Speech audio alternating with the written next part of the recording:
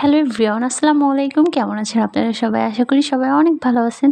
তো আজকে আমি আপনাদের সাথে শেয়ার করব অনেক মজার একটা পিঠার রেসিপি, যেটা আমার খুবই প্রিয়, খুবই পছন্দের একটা পিঠা।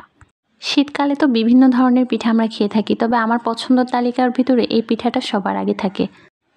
আমি এই পিঠাটাকে কুলি পিঠা নামে চিনি। আমাদের এলাকায় এটাকে কুলি পিঠাই বলা হয়। কার এলাকায় কী পিঠা বলা হয় অবশ্যই বলে যাবেন।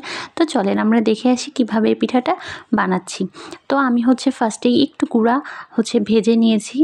কারণ গুঁড়াটা ছিল ডিপ ফ্রিজে, তাই একটু শুকনা কড়াইয়ে ভেজে নিছি।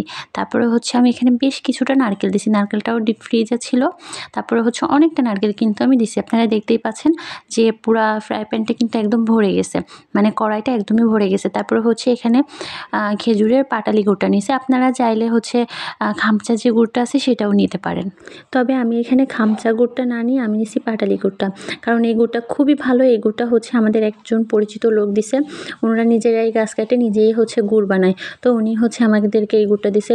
মানে হাত দিয়ে চাপ দেওয়ার সাথে সাথে ভেঙে যাচ্ছে। এটা ডিপ থেকে বের করে আমি বানাতে আসছি, তাহলে তো বুঝতেই পাচ্ছেন। তারপরে আমি এই যে এখানে কিছু মশলা দিছি।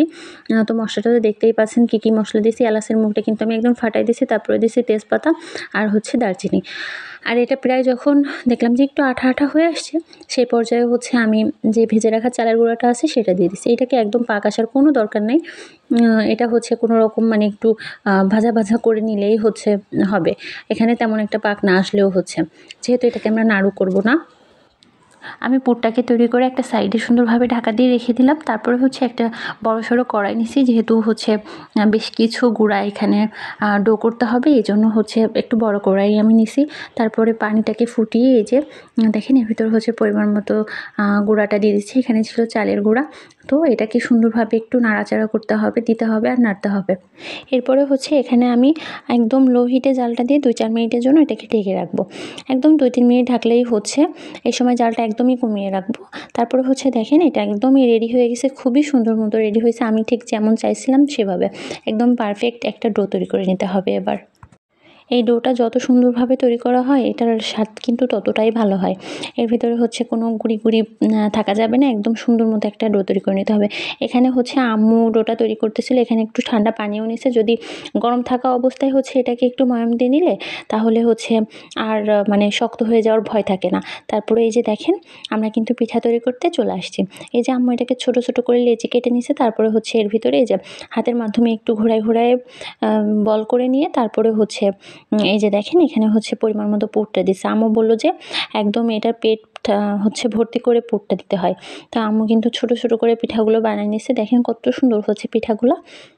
আপনারা যে কোনো ডিজাইনেরই পিঠাগুলো তৈরি করে নিতে পারেন। অনেকে পিঠাগুলা ফুল শেপে তৈরি করে, অনেকে ঝিনুক শেপে তৈরি করে। তো আমরা এভাবেই তৈরি করি পিঠাগুলো। দেখেন সাইড দিয়ে আমার ছেলেটা অকাজ করতেছিল, এটা আমার কাটতে একদমই ভুলে গেছি। যাই হোক, তারপরে এখানে আমি রাইস কুকারের ভিতরে পরিমাণ মতো পানি দিয়ে তারপরে একটা জালি বসাই দিছি। ওই জালির উপরেই কিন্তু আমি পানিটা ফুটে গেলে যখন ধোঁয়া উঠতে শুরু করবে সেই পর্যায়ে পিঠাগুলো সাজাই দিব। দিয়ে 5 থেকে 10 মিনিট রাখলে, 5 থেকে 7 মিনিট রাখলেই এনাফ। 5 থেকে 7 মিনিট রেখে এটাকে সিদ্ধ করে নিতে হবে। সবাই অবশ্যই এই পিঠাটা বাসায় তৈরি করে খেয়ে দেখবেন। তো আজকে ভিডিওটা এই পর্যন্তই। ভালো থাকবেন সবাই। আল্লাহ হাফেজ।